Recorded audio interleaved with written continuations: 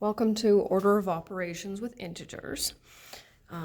What I've found is that I think all students know the acronym.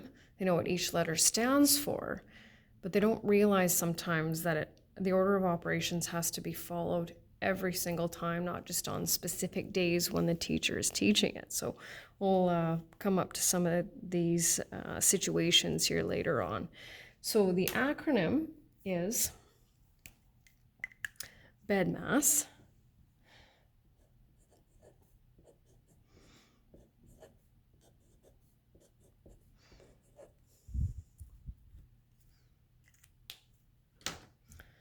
And so the B stands for brackets, and sometimes I've seen it as P for parenthesis. E is exponents. Now, we're not going to do too many of those because our next unit is on powers and exponent laws. We won't see too many of those. D is division, multiplication, and of course, addition and subtraction. So what we also have to take note of is that with division and multiplication, if we have those two operations in a question, they're worked in order from left to right, as well as addition and subtraction.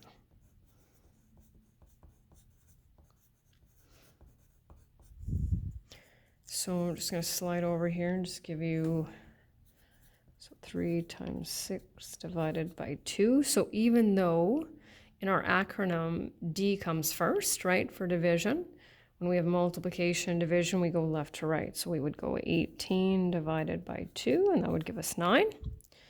And the addition comes first. But with subtraction and addition, we work from left to right. And so that's how that goes. Now, what I find with this lesson is that depending on your previous math teachers, you may have to make some changes. So it is really important in high school math that each line that you write is equivalent to the previous one. So for example, we don't have numbers that disappear and then all of a sudden reappear. That's kind of what I'm looking for. So I'm going to read my instructions. It says, simplify the following expressions. Write the name of the operation you must perform first. You must show at least one step before writing your final answer. So even if you can do it in one step, that's great. I want to see evidence of you applying those, the order of operations. So we've got two operations in the first one. We have addition and multiplication. According to our acronym, which one do we need to do first? Multiplication. If you wrote multiply, that's totally fine. So what I mean by that is that, okay, so we're going to multiply 6 times 4 first. We still haven't done anything with the 2, so we're going to bring that down, right? And we'll multiply those 2. And then, of course, we will add.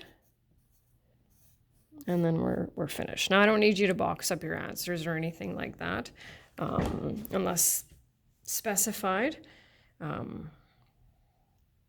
Moving on to the next one. So we have two operations there. We have subtraction and exponents. Which one comes first? Exponents. So we will deal with 2 cubed first, right? And we never, ever multiply the base with the exponent, right? So 2 cubed is 2 times 2 times 2, which is 8.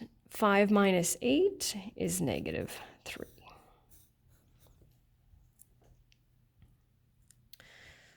So now, right, what kind of operations do we have here? Now, it kind of looks like we have brackets, right?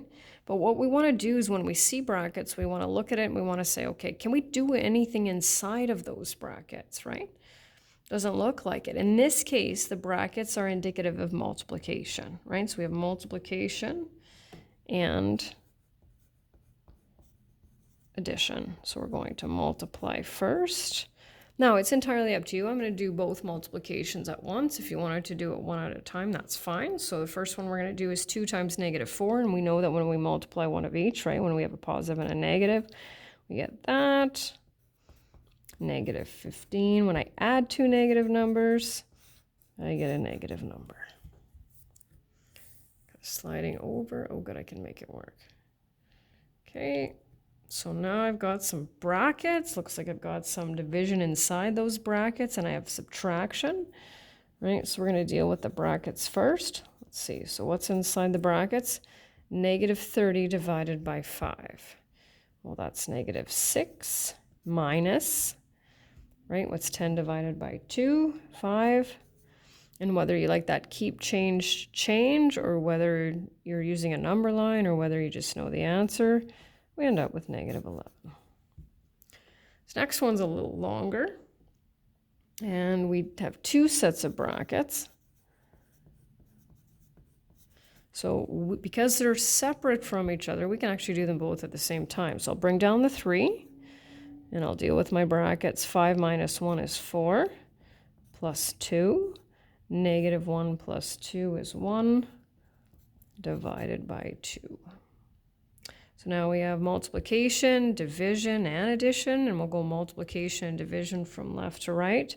So we've got 12 plus 2 divided by 2. Okay, so now I've got addition and division. What do I do next? I need to do that division. 12 plus 1, lucky number 13. So these ones, you can see they're kind of set up as fractions, and that's going to be part of our next unit. It's important that we do the numerator and the denominator separately. So if I look in the numerator, I can see some multiplication there. That's what we're going to do first.